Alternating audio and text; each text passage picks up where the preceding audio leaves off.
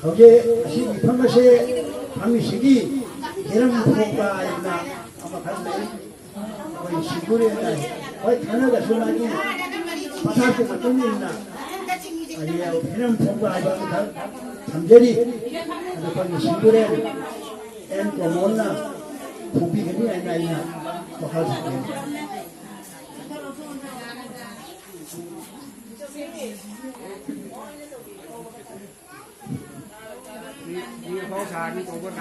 한보다 아야나 시대바푸 거름자리 마찬가 이암바 오늘 도미 와자 농담은 몽골기 호약하다 하는 거름자리가 시기 거름파행의 모습이나 이런 풍속이 마땅 것이다 양의 때나 풍속색이 나시기 거름파행 것이기 미품 것이다 랭비 레이바 바이키비기 마판다 이까이 코너바 우짜라자 아마숑 나시기 더럼 시기 아한바다 더럼 먹고 시기 우리엔도 아양 이까이 코너바 우짜리 마탄다 더럼 시다 랭비 레이바 아마숑 미퉁기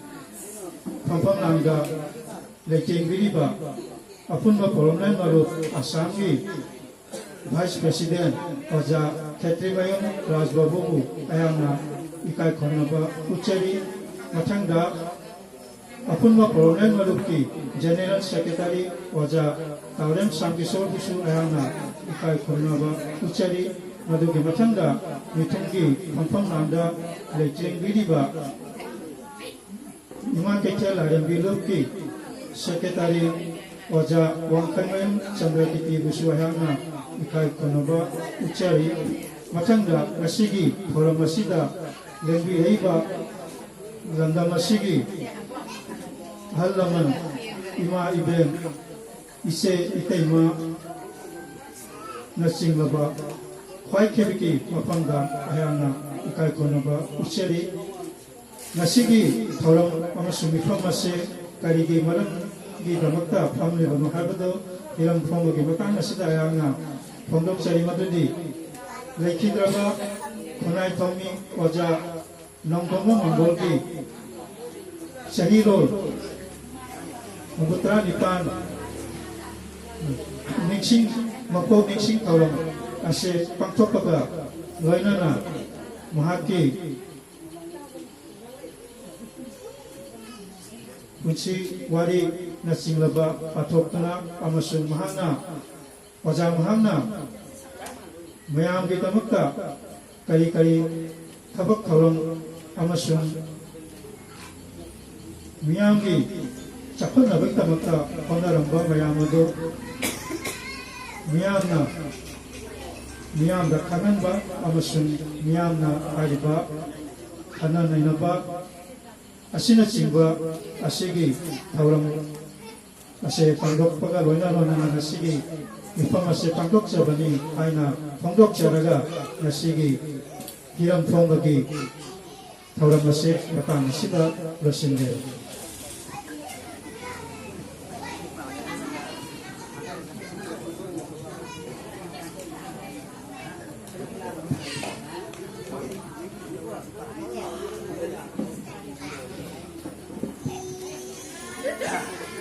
Oye,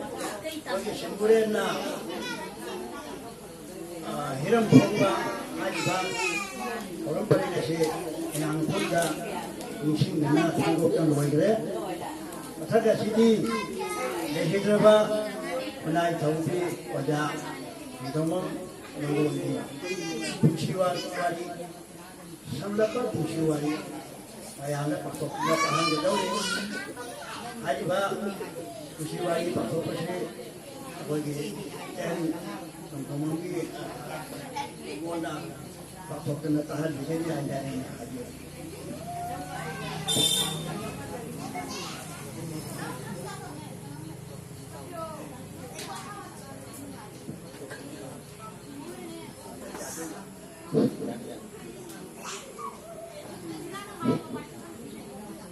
ꯊꯧꯔꯝ ꯄꯔꯦꯡꯒꯤ ꯃꯇꯨꯡ ꯏꯟꯅ ꯑꯃꯁꯨꯡ ꯄꯨꯔꯦꯟꯒꯤ ꯌꯥꯐꯝ ꯃꯇꯨꯡ ꯏꯟꯅ ꯍꯧꯖꯤꯛ ꯈꯨꯟꯅꯥꯏ ꯊꯧꯃꯤ ꯑꯣꯖꯥ ꯅꯤꯡꯊꯧꯃꯝ ꯃꯪꯒꯣꯜꯒꯤ ꯄꯨꯟꯁꯤ ꯋꯥꯔꯤ ꯄꯥꯊꯣꯛꯄꯒꯤ ꯃꯇꯥꯡ ꯑꯁꯤꯗ ꯑꯩꯍꯥꯛꯅ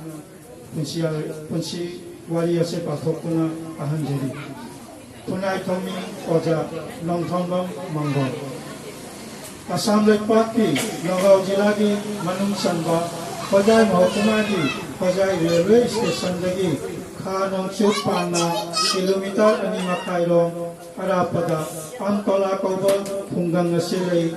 ꯈꯨꯜ ꯑꯁꯤ ꯊꯝꯅꯥ ꯅꯠꯇ꯭ꯔꯒ ꯊꯦꯡꯒꯨ ꯑꯃꯒꯤ ꯃꯑꯣꯡꯗ ꯅꯤꯡꯊꯤꯖꯔꯕ ꯏꯊꯠ ꯗꯤꯞ ꯑꯃꯒꯤ ꯃꯇꯧꯕꯨ ꯑꯣꯏꯅ ꯇꯥꯔꯤ ऐतिहासिक ममी तारब फूल ममांग लेकाय परेंगी मयाय थंगदा नोंथोनबम सागेगी लेकायनि नोंथोनबम तोलानंद अमसुंग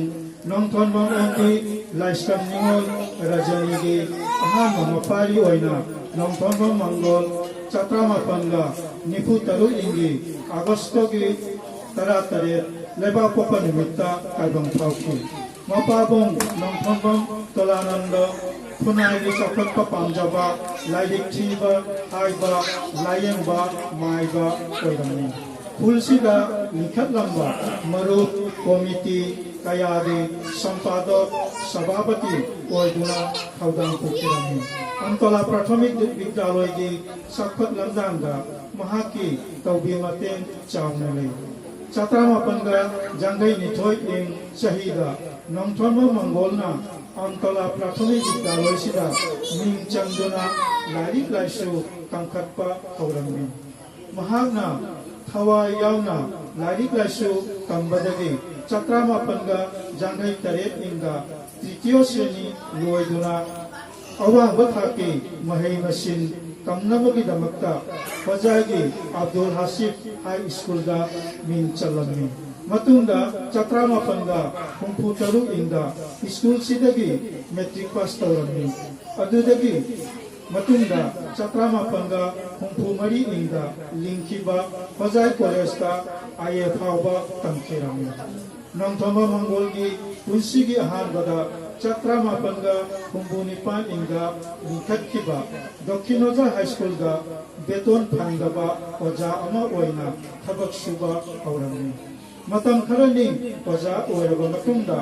असम सरकारना थागी लुपा चाम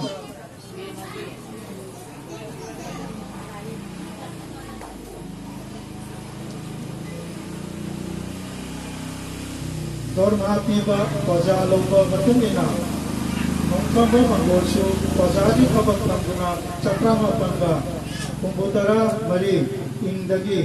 उत्तर होजागी आलीनगर प्राथमिक विद्यालय दा थबक तौबा हौरमनि स्कूल सिदा चही कयामरो थबक तौरबा मतुंगा मिली बस्ती प्राथमिक विद्यालय दा मफम तोंगलमनि स्कूल सिदा चही खरा ओजा ओइरबा तुंगा चत्रामापनगा मरफु तराहुंदोय इंगा अंतोला प्राथमिक विद्यालय दा ओजाचौ ओइना मफम होंदुना लाखि ओजाचौ अमा ओइना असुमना थबक तौदुना लेरमबदगी अकनबा लाइना अमना हेंजिलतुना चत्रामापनगा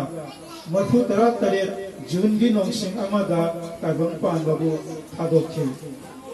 नंगाख्रबा नोंथोनबम Mongol अंगांग ओइरिङैदगी हौना अचुम मंगांबा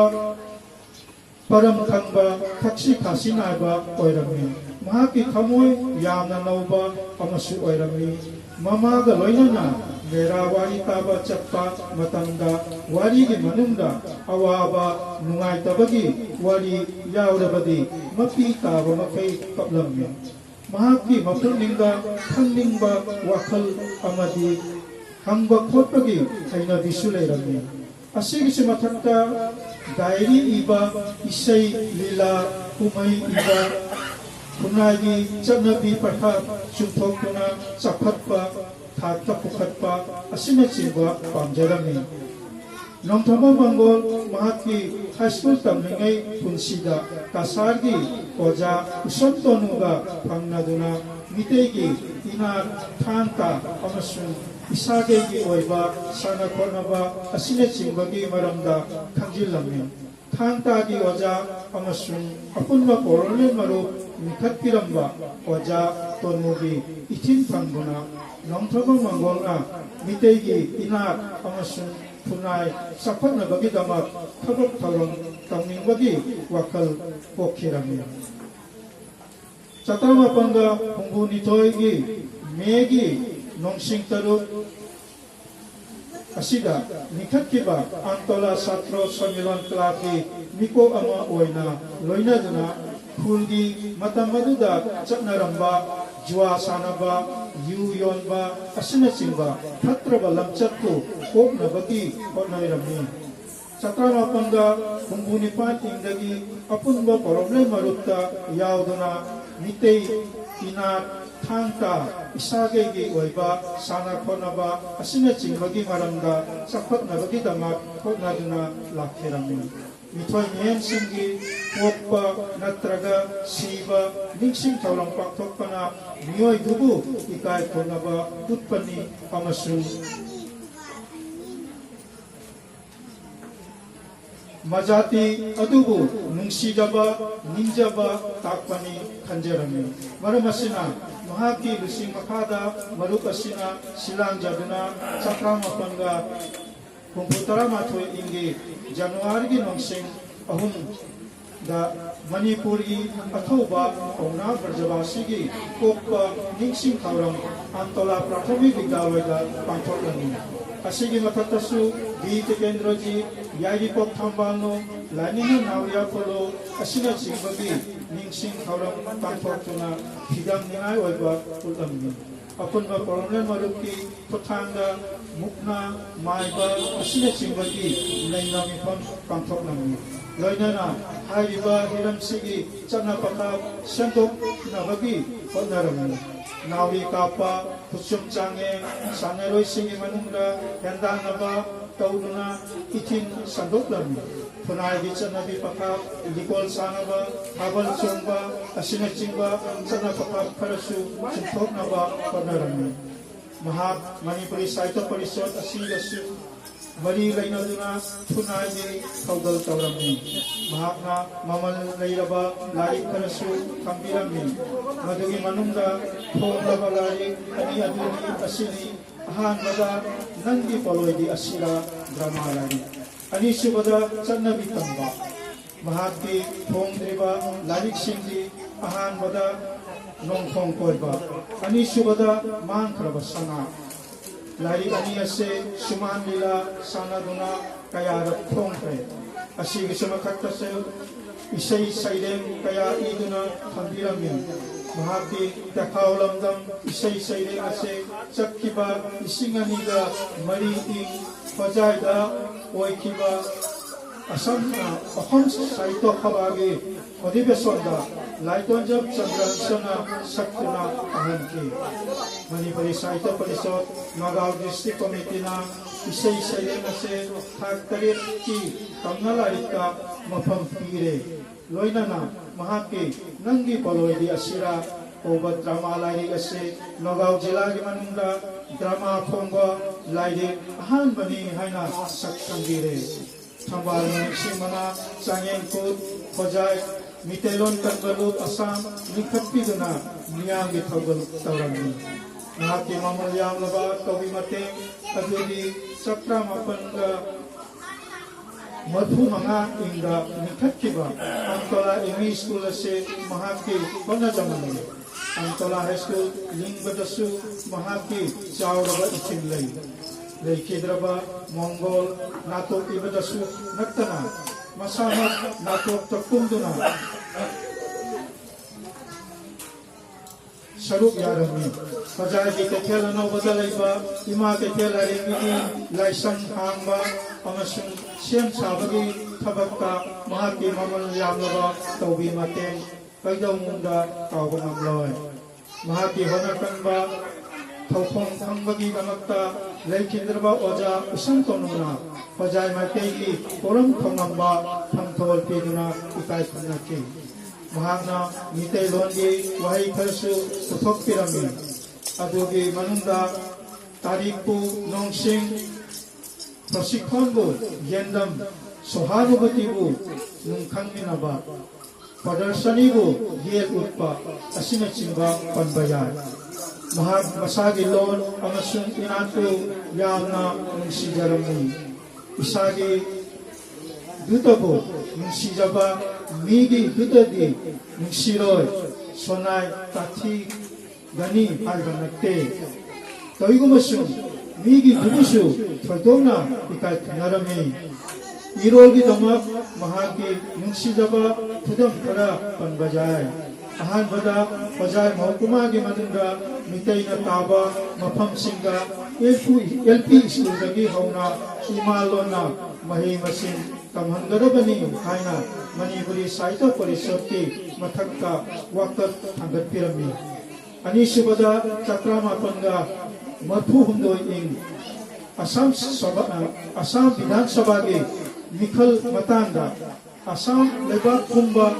Niyami Iho Kum Nombaguna Namlambi Madugi Matanduda Pajai Mahukumagi Mitay Singa Santi Committee Sebagi Wafamda Committee Gi Ming Imalona Oigadabani Kana Yapchirami Numirato February Ginungsing Taramari Mahak Kunsigi Loirakpa Matanda Laningan Pulogi Lairik Laisukaya Parubadagi Ipagi Bisakana Lairik Pak Amasung Tawai Yagiren Pangjay Haiba Wakal Lamba Pangduna Chakrama Panga Marputara Nithoi Inga Nitegi Sengaba Apokpa Dharmada Minkai Chantirami Apokpa Haibase Tengban Bagi Mapu Una Mapu Sembi Pokpiri Bani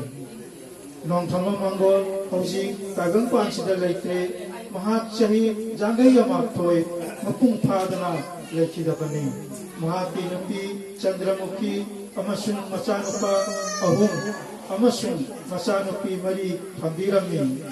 Mahana Matang Chadana Lekidabase Pul Amasung Pajai Lamdam Sigi Mendo Mangaroidaba Amang Bani Mahat Ekoyi Mamal Yamaba Hiyai Bani Mahapo Maira Amatang Tanbiduna Layan Pajo Amatang Katpiduna Ningsing Si Amasung Ikai Panasi Loijale Oye Samlapa Hidraba Nontombang Manggung Kusiwari Simburin na tahan diri di matangga ading ako'y tutungin na maamaki bakalon hanggaba bagay ba wala sige hidraba wala sige manamda itatentang na atang hayo na ba ina because taglari agawanya atang magmaragta isay na masyo sakkan hama magkagaya na ako'y yaman kinarakpa ngangon nigi hawla kinarakpa hai tare loinarakpa kinarakpa ayoba onai ni ako'y chandragurti wakemeyongi mangode yana hubiro maka ako'y yamba mabai sige loinana kinarakpa kari Pagnagsige bagi kay tawhige hay na sinaba wari sige loinana ꯀꯔꯤ ꯆꯥꯟꯅꯕ ꯆꯥꯟꯅꯗꯕ ꯂꯩꯕ ꯑꯗꯨꯁꯨ ꯍꯥꯏꯕꯤꯌꯨ ꯀꯔꯤ ꯀꯔꯤ ꯑꯈꯪꯕ ꯑꯇꯩꯁꯨ ꯂꯩꯕ ꯍꯥꯏꯕꯤꯒꯅꯤ ꯍꯥꯏꯅ ꯔꯤꯀ꯭ꯋꯦꯁ ꯇꯧꯖꯩ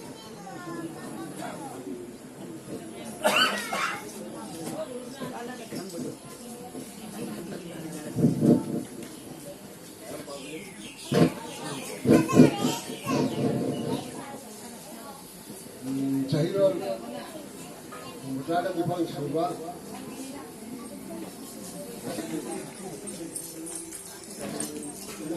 정리 오자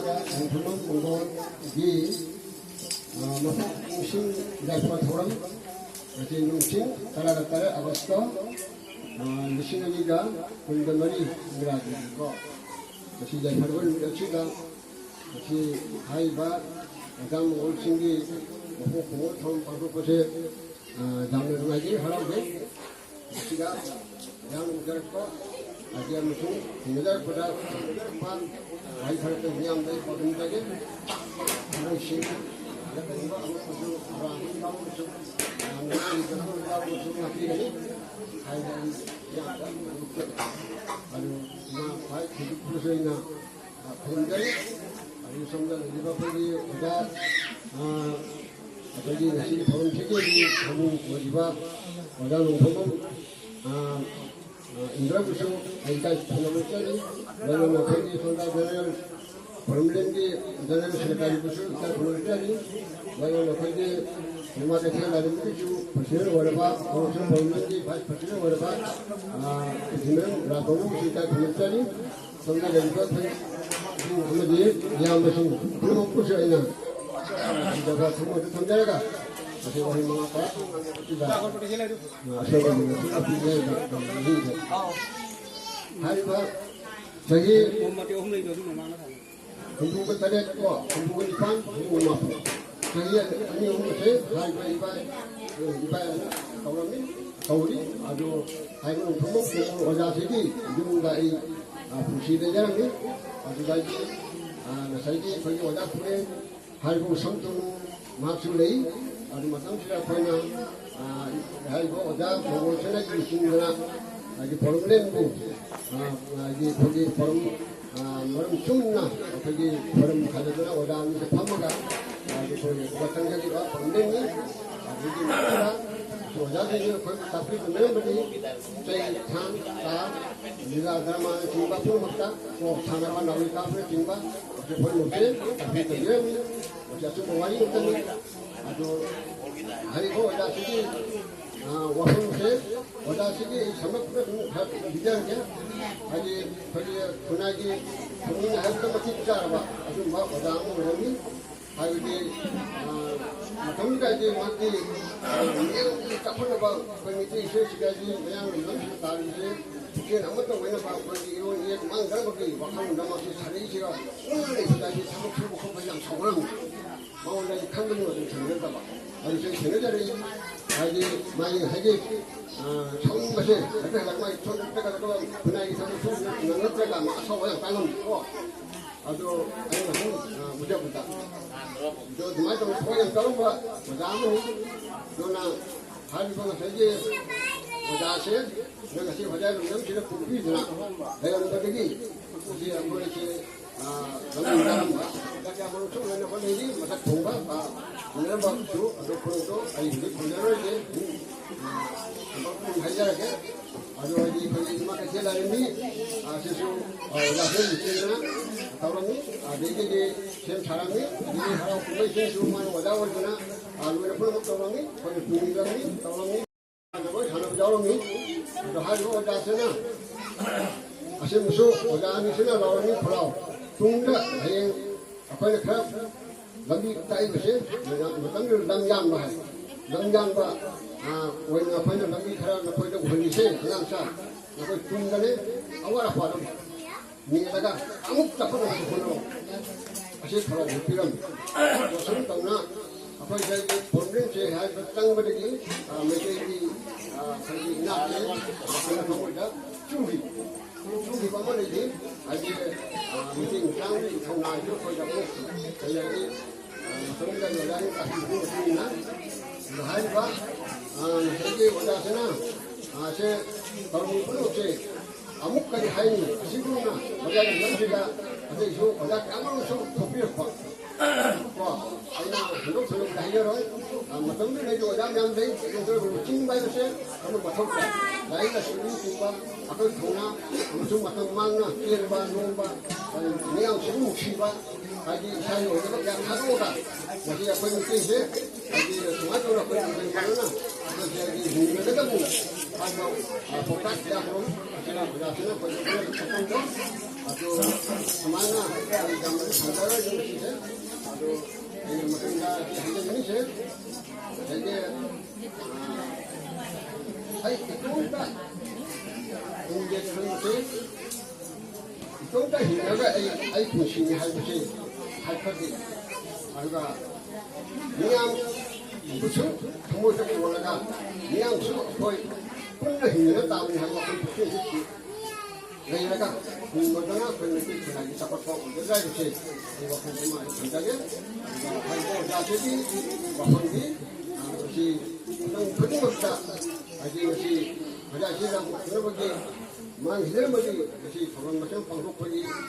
말이 저희들이 동시에 방송거리 제가 뭐 그냥 시기나 여기 완전 달라비나 뭐 싸우나 무슨 자타봐 그냥 나온다 그러니까